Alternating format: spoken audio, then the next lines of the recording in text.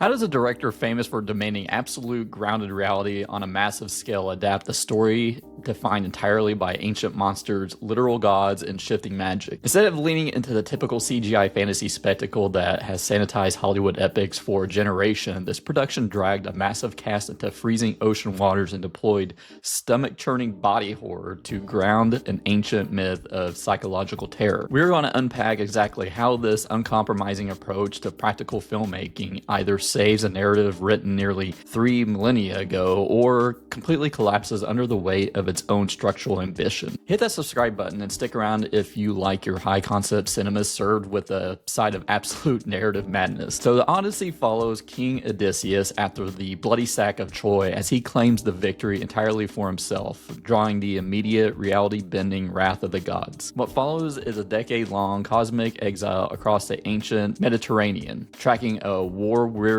king fighting surreal terrors to return to his family while his wife Penelope and son Telemachus stave off a hostile political siege back home in Ithaca. So you might enter the theater expecting the sweeping, romanticized grandeur of classic Hollywood swords and sandals epics like Troy or Gladiator. Instead, you are dropped headfirst into a brutal, nonlinear survival horror film that treats the ancient world not as a mythic playground, but as a punishing, unyielding trap. Now, Nolan's kind of hit and miss with me, and not granted, he is more hits than misses. I think my first disappointment from him was Interstellar, so you can savage me in the comments for that. And Tenet felt like a cold, engineered puzzle box that I actively disliked. But the Odyssey strikes much more of a better balance. As a fan of Nolan and his style, I've always wanted him to kind of tackle the horror genre, and this film might deliver on that. So we got to talk about that Cyclops scene. It's like the sheer terror of this encounter is like no other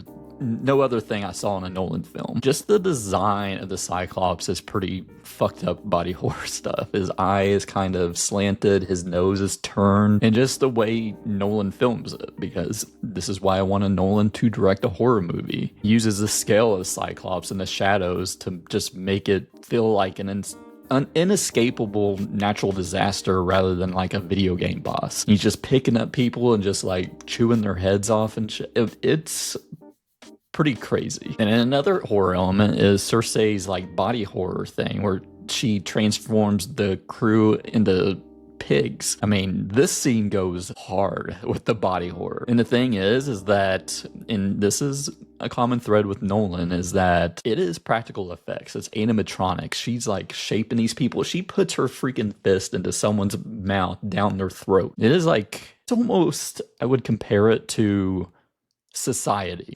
It goes hard. And it's like deeply disturbing and visceral sequence that honors the roots of classic genre filmmaking. This is why I want him to do a straight up horror film. And I think a third scene, and this is like the visual part of Nolan directing a horror movie, is when Odysseus is summoning the fallen soldiers from Hades, from the underworld. I mean, the visuals alone in this go pretty hard with the contrast of like shadows and the dead look like walking statues carved from ash. It's visually fantastic. And we got to talk about like some of the nonlinear structure of this and the way Nolan condenses this like massive epic into a self-contained feature rather than like an overlong miniseries or something. I think it's smart the way he did it with the nonlinear aspect of it, although sometimes it feels just a little bit clunky, a little bit jarring, and sometimes disrupting the emotional momentum of the voyage. Although I think the way they structured it, especially how they dole out the scenes of the Battle of Troy, especially at the end, it does add like emotional weight to that scene at the end with Odysseus, which was one of my favorite parts of the movie when he talks about the Battle of Troy and how he's become disillusioned by that war. And that brings me back to Matt Damon, who anchors his entire film as a deeply disillusioned, war-weary Odysseus. And sometimes I underestimate Matt Damon in movies. I just kind of realized that recently. I watched Contagion for the first time just like a few weeks ago, and he was like fantastic in that. And then there was like the pre-release, internet controversy, online discourse regarding the modern American dialogue. But I think it actually works. I was kind of worried at the beginning. I thought they were going to go with the ancient text-heavy dialogue. I'm like, I can't do this for 3 hours. Because I feel if you're going to do that, it's going to sound like stuffy and theatrical. And it's going to take me out even further. We're adapting this for a modern audience. If you want the dialogue, then go watch another adaptation to this or just read the original text. As for this, I think the dialogue in it makes it feel more immediate and human. Bringing it back to that last scene of Troy when he talks about being disillusioned, I think it's like the emotional peak of the film for me. It's like a broken soldier realizing he traded his humanity for a hollow victory. Then you have Robert Pattinson as the sniveling, dangerous Antinous. He plays like the worst sniveling kind of villain in it. I love it. But it brings me back to another critique of the movie, is that it's a massive celebrity cast. Seeing like so many familiar faces does take me out of it a little bit. And it's kind of funny because it seems like I got to see most of the cast from Spider-Man Brand New Day in this movie that's coming out in a couple of weeks from now. But I think a lot of just casting a lot of regular familiar faces kind of shatters the cinematic illusion for me. Now, I want to talk about this dog scene, okay? Like the dog is basically waiting to die when Odysseus returns. It's waiting for Odysseus. It really just gave me like this profound sadness moment that is basically the Jurassic Park episode of Futurama for me on an emotional level. It's like a simple, quiet interaction with the animal that grounds this massive cosmic stakes and pure, like, relatable tragedy. Now, this is the first film to shoot entirely on 70mm IMAX cameras. And it's not green screen. This is tactile, in your face, on the ground filmmaking with these giant ass cameras. He's dragging these actors in actual freezing oceans and waves in Iceland and Italy rather than using the green screen like Marvel would, like green screen slop. And of course, the internet scandals, the discourse, the culture war. Now, they cast Travis Scott. Now, I'm not a big Travis Scott fan or of the music or the person, but Nolan, he explained it away saying it's like a parallel between the ancient oral poetry metrics and modern rap. I think you probably could have cast someone a little better, maybe.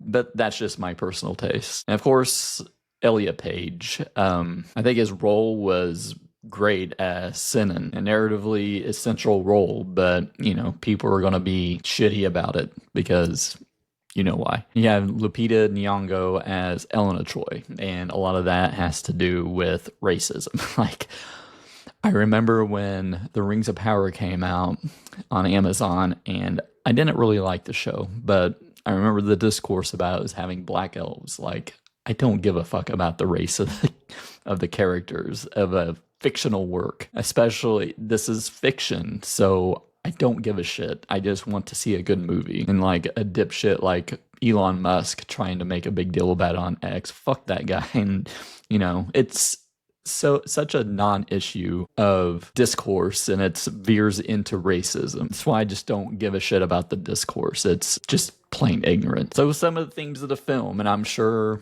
The Odyssey has been broken down millions of times, so I'm probably not going to add too much to it, but let's just get into it anyway. I think it's a cautionary tale about human ego. I think Odysseus' struggle isn't really against the physical wrath of the gods, but his own inability to accept his limitations in a vast and uncaring universe. Classic Nolan protagonist trap. You could see the monsters and the sirens and the traps aren't just like a mythical obstacles, they are psychological scars of a decade of brutal warfare. Maybe Odysseus didn't take 10 years to get home because the sea was rough, but it took him 10 years to wash the blood of Troy off his hands. We have to talk about Odysseus' isolation. He returns to Ithaca. He is a man stripped of his men and his youth and his sanity. The film highlights the haunting reality that survival often carries a heavier psychological toll than dying gloriously on the battlefield.